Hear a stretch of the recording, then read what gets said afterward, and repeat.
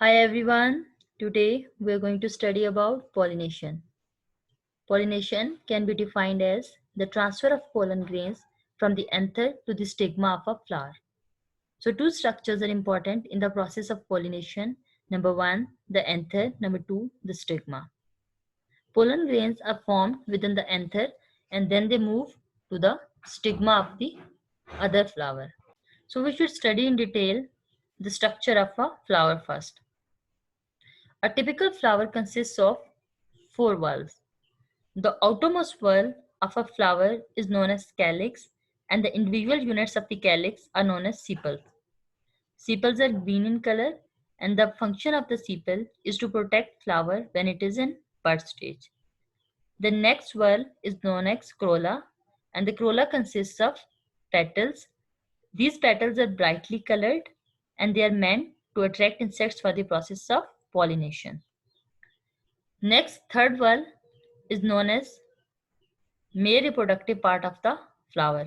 It consists of stamen, and the stamen consists of two parts.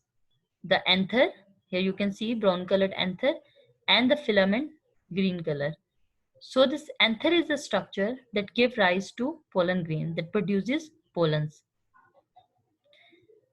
Innermost whorl of a flower is known as female reproductive part of the flower. This is known as carpel, or we can call it as pistil. It consists of four different parts. It consists of stigma, a neck-shaped structure, style, a broad ovary, and within the ovary there is the presence of ovules. So this is the structure of a typical flower. So here you can see what is the pollination. It is the transfer of pollen grains that is formed within this anther to the stigma. So this is known as pollination. So the pollen grains are immobile, so they cannot move on their own. They cannot reach the stigma by themselves. So there is a need for the external agent. It can be wind, it can be water, animals, gravity, or any of the growth contact. There are two different types of pollination: self-pollination and cross-pollination.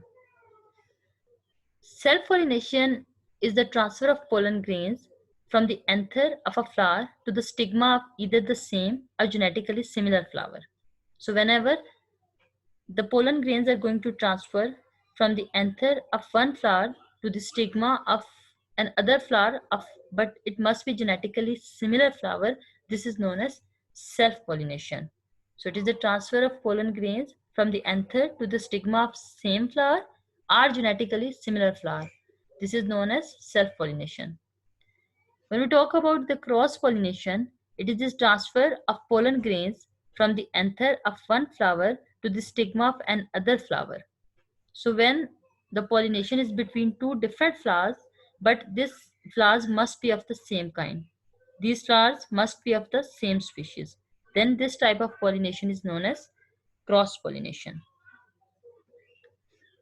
We can differentiate between self-pollination and cross-pollination.